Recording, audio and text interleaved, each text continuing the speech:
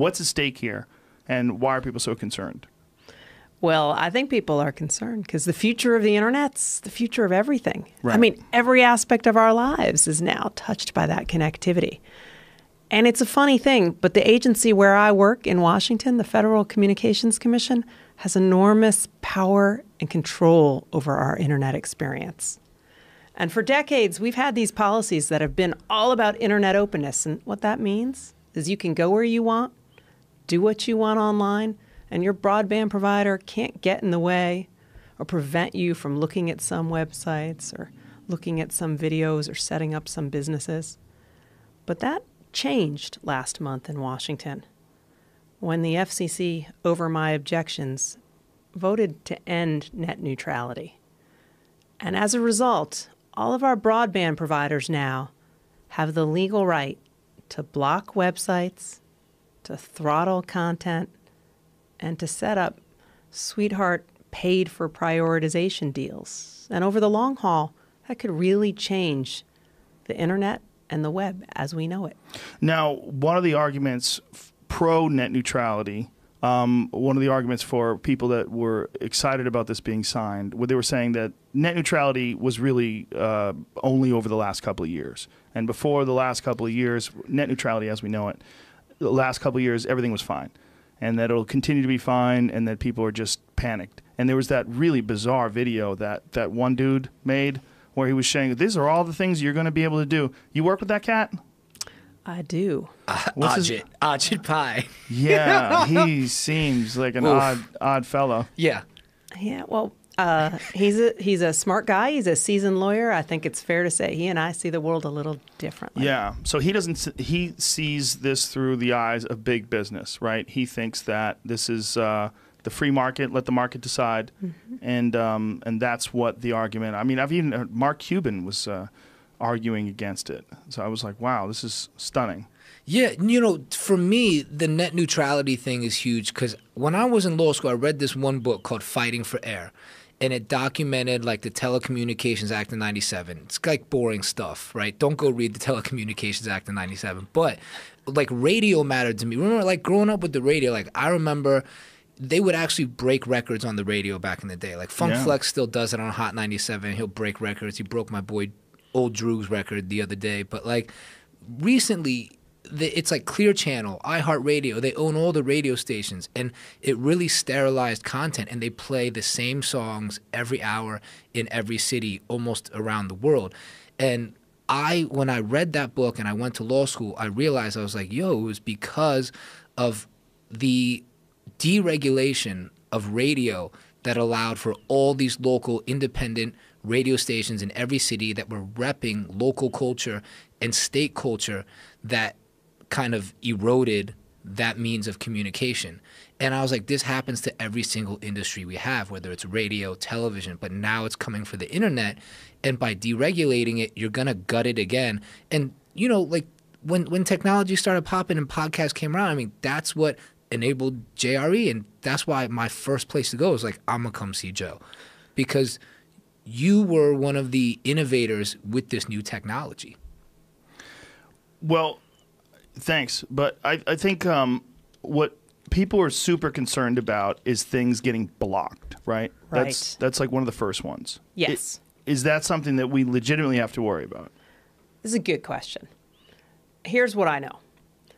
Right now, your broadband provider has the technical ability to block content and websites. It's got the business incentive to block or slow access to some websites if they don't have a special commercial relationship with them. And now the FCC just gave them the legal green light. Just go ahead. And so I feel over time, this is something we need to be concerned about. And so this open platform that was full of independent voices, now you've got this new gatekeeper, your broadband provider. They've got a lot more power than what they used to. How close was the vote? It was 3-2. And what's the argument for this? Well, that's fair. I think there's an argument that you want government out of the way. Deregulation is going to lead to more competition, and we'll have a flourishing of new ideas and content if we just move government out of the way. And even if you're sympathetic to that argument, Here's where I think it breaks down. According to the FCC's own data, half of the households in this country don't have a choice of broadband provider. I'm familiar with this. I'm one of them. I only have one provider that serves my house. So the thing is, if your broadband provider started blocking your content or throttling your access to some video, in a competitive market, you'd pick up, you'd take your business somewhere else. But about half of our households don't even have that opportunity. So to me, the idea that the competitive market will prevent this behavior just doesn't fly. Yeah, that doesn't seem to make sense. And that's an issue in my neighborhood as well, and a lot of other people I know as well. I mean, I think they make deals where only one company, whether it's Verizon or whatever, has an area. Yeah, they monopolize the areas. Yeah. They limit the opportunities and choices. And when they say deregulation, it just anytime they deregulate things and say, hey, we're going to leave it to the market and have competition, I think it's impossible to have that when you have a country with such an income inequality gap, right? That's the problem, is that, all right, let's all go compete. Joe, you're not going to start a Verizon. I'm not going to start a Verizon. Right. You know what I mean? Like, we can't compete with these dudes. And even Comcast can't even compete with Verizon. Like, you know, these dudes are all getting smashed. So there is not actual competition. I think deregulation works when you have multiple players and options and that the market actually can come into play. But with the economy so top heavy right now, I don't think there is a possibility of competition. Yeah, I mean, listen, competition is the best regulator we know, right? We want there to be these markets where consumers have lots and lots of choices. But if competition isn't existing, you need a little oversight to make sure that every consumer gets a fair shot.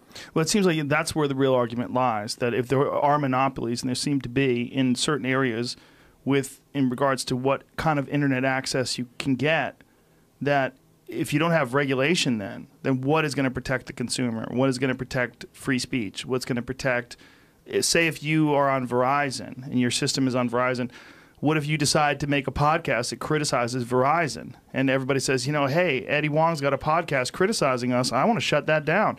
And they can just... I would have been shut down a long time ago. Yeah. Yeah. We're not saying that they would do that, but they could. Yeah. And that's what's scary. That's not good. And, you know, so much of our speech these days, it doesn't take place in public places. It takes place on these private platforms. Right. So they have a lot of power. And we have to think about that as a country and a democracy. How much openness do we want? And then how do we create a framework in Washington that supports that openness? And that's really, to me, what net neutrality was about. The other question I have is, right, let's say, let's say a service provider buys Hulu, right? Or they create their own streaming platform called like Zulu, right? So they start Zulu. They could start to charge Netflix more money for using their service. They could charge Hulu more money. They could charge, Beats more money, whatever, so that they have an advantage for their own streaming services. And in that way, they can culturally control content.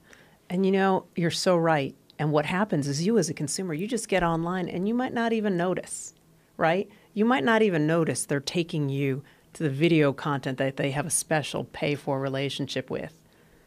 I think, though, the biggest harm is to entrepreneurship. Yeah. Because right now, look, you have a good idea, you got a business, a service, you can go online, and you can almost instantly have global reach. That's amazing. But now you're going to have to figure out, is your broadband provider instead going to shuffle off all your traffic to someone else who's paying them on the side? Are you going to have a fair shot to show your wares and your ideas to the world? It's harder. Because I start thinking like a bad 1%er dude, and I'm like, all right, if there's no net neutrality and I'm the only person that can service Calabasas, California, Woodland Hills, California, well, I'm going to charge all the other streaming providers more money to use this, and I'm going to create a competitor in every single one of these sectors. So you can have an advantage if you have your show with me, and if you're on the other one, I'm going to disadvantage you. I'm going to tax you, basically. So right now, these are concerns, and there's nothing that's actually happening yet. This ruling was just passed. That's right. Are there any plans in place for things that we should be concerned with? And is there anything that we can do about this current ruling? Yes, there's loads, because I'm not giving up in the fight for net neutrality, and I don't want you to either. we got a few different pathways ahead.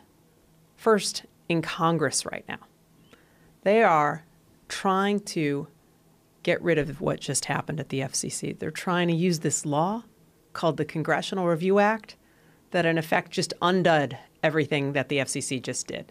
So it's a way to wipe out what just happened. And while the odds are long, there's more than 40 United States senators who have sponsored that law. And on the House side, there's more than 80 members of the House of Representatives. So there's momentum growing in Congress to take a look at this issue and maybe fix what the FCC did. And if you're sitting out there and thinking they're not listening to you, what you should do is something totally old-fashioned. You should pick up the phone, call your members of Congress and your representatives, and let them know you care about this issue. Because that still today is one of the most powerful ways of conveying your opinion to those who represent you.